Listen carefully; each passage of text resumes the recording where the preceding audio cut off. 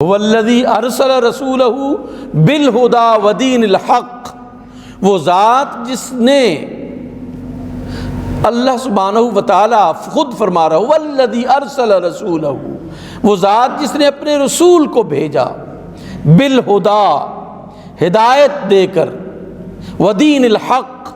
اور دین حق دے کر، لیظہرہ علی الدین کلہ، تاکہ وہ اس دین کو تمام ادیان پر غالب کر دے۔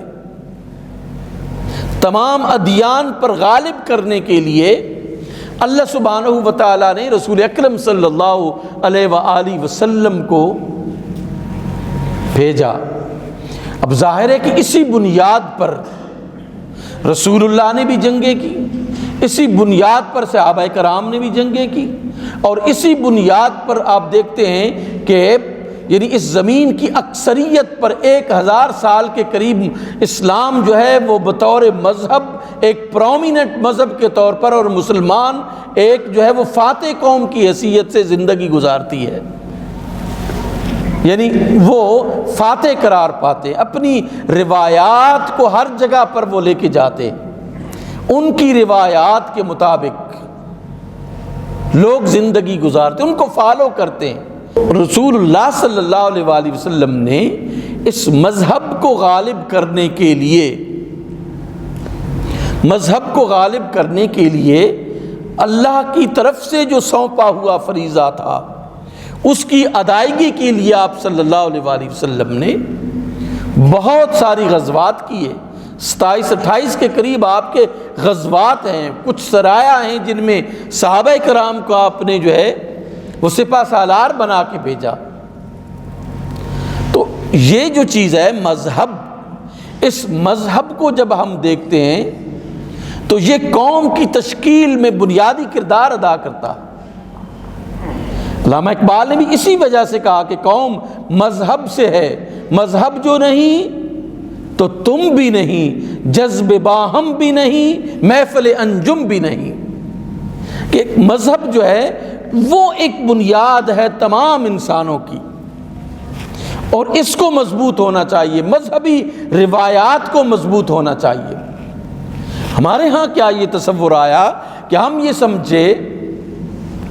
یعنی ہمارے اندر یہ انجیکٹ کیا گیا یہ تصور کہ مذہب کی وجہ سے ترقی رکی ہوئی ہے، حالانکہ مذہب کی وجہ سے اگر ترقی رکی ہوئی ہوتی تو پھر عمر خیام اتنا بڑا جو ہے وہ ریاضی دان نہ ہوتا، جابر بن حیان جو ہے وہ اتنا بڑا سائنٹسٹ نہ ہوتا،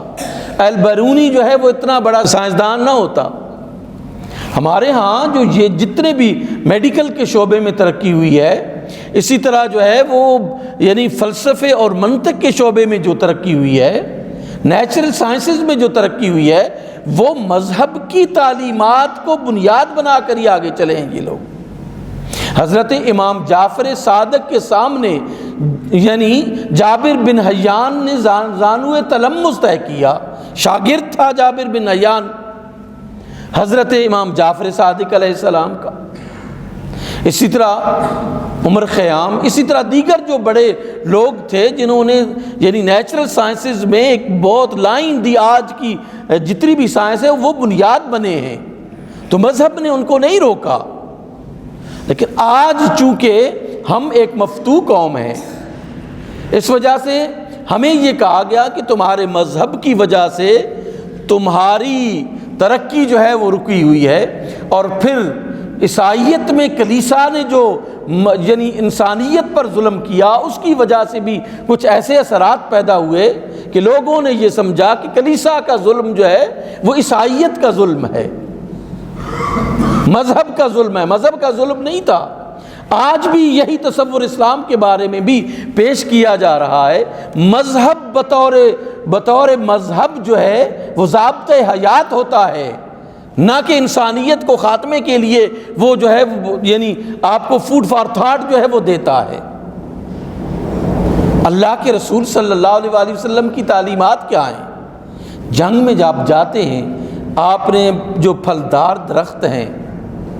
ان کو نقصان پہنچانے سے منع فرمایا، فصلوں کو نقصان پہنچانے سے منع فرمایا،